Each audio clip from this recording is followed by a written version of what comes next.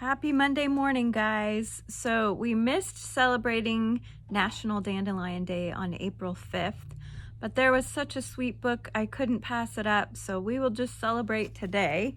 It's called The Dandelion's Tale. It's written by Kevin Sheehan and Rob Dunleavy. Nobody has ever checked this book out. Can you believe that? One fine summer day, Sparrow was out flying above a beautiful green meadow. The warm sun felt wonderful against his brown spotted feathers. Stopping to rest on the limb of a dogwood tree, Sparrow noticed a dandelion, alone in the tall grass. Her downy seeds looked like a delicate cotton ball perched atop her light green stem. Imagine Sparrow's surprise when he heard the dandelion crying. "Hello down there," Sparrow chirped. "Why the tears? The sun is out, the air is warm, and everything is in bloom." There's the little dandelion. "Let me tell you why I'm sad," the dandelion replied as Sparrow fluttered down beside her. "A short while ago, I was so strong and the brightest yellow you've ever seen. Now I'm white and fuzzy and I've lost most of my seed pods. If the wind starts to blow, I'll lose them all and no one will know I was ever here." Sparrow counted the dandelion's remaining pods.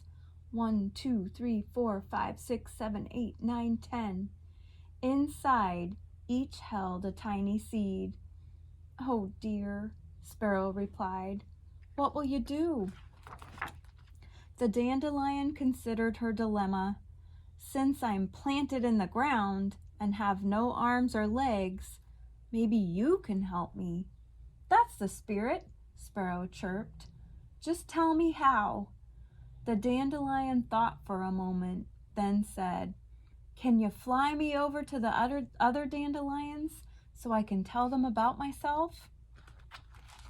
Sparrow flew into the air and quickly scanned the fields. There wasn't another dandelion in sight. "I don't see any others," he reported. "There are some in a field I pass every day, but I'm afraid that may be too far away. The breeze could blow your seed pods right off." The dandelion sighed.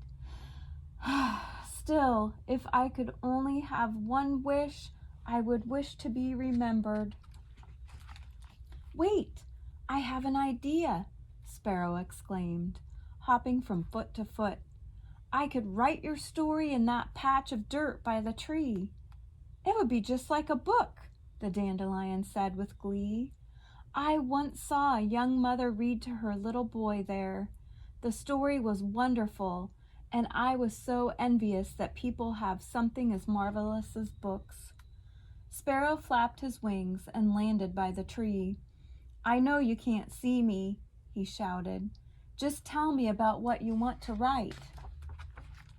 The dandelion was thrilled. There were so many things to say. "Write that I like the smell of a meadow the day after it rains. Oh, and that I love to look at clouds against the blue afternoon sky. Write how much I've enjoyed hearing the laughter of children as they play in the meadow, and the fun I've had talking with the squirrels as they look for food in the morning." Sparrow wrote and wrote for hours, scratching the dandelion's word in the soft, dry dirt. The dandelion told him all the things she had seen and loved. She spoke of milkweed and hummingbirds, of dancing butterflies and picnicking families, of busy ants and busier bees. When they were done, Sparrow read everything back to the dandelion.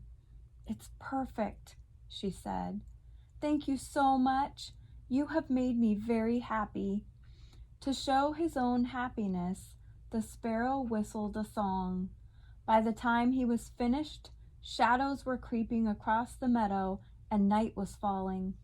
"I have to go now," he told the dandelion, "but I'll be back tomorrow and we can read your story again." And with a loud chirp, he spread his wings and flew home. That night, there was a terrible storm.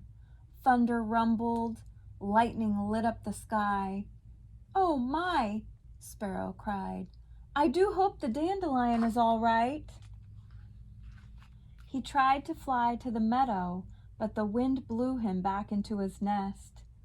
Defeated, Sparrow decided that he would visit the dandelion first thing in the morning.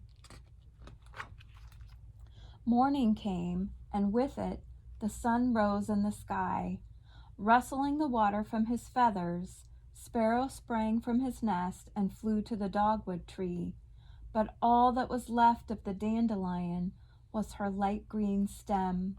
The storm had been too powerful for the fragile little flower. "Poor, poor dandelion. I will miss you," he said. Aww. Then Sparrow recalled the dandelion's tale. "At least I still have your story to share," he said. He hopped over to the dirt patch, but his scratches were gone. The dandelion's story had been washed away by the rain. Sparrow closed his eyes and wept. As the breeze blew gently through the trees, he said, "I promise I will never forget you." And he began to sing a beautiful song about the dandelion for all in the meadow to hear. Even the other birds in the trees joined in the dandelion's song. A few weeks later, Sparrow was flying over the meadow when he saw a cluster of baby dandelions by the dogwood tree. Curious, he sat down in the middle of them. "Hello there," he said. "Hi," replied their tiny voices. Sparrow counted the flowers. 1, 2, 3, 4, 5, 6, 7, 8, 9, 10. Just as there had been 10 white seed pods on the dandelion. Each of the dandelion's children was as bright and yellow as the sun. So remember the seed pods that were on the dandelion? They all blew off in that storm and planted themselves right there, and they started sprouting. "Would you like to hear a special story?" Sparrow asked. "Yes, please," the littlest dandelion said. Sparrow settled into the grass and cleared his throat with a slight chirp. "I'm going to tell you about a great friend of mine."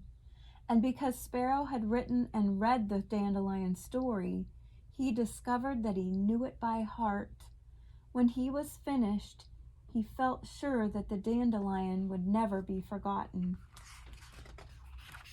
She would always live on in the bright yellow petals of her children and their children, and so on until the end of time.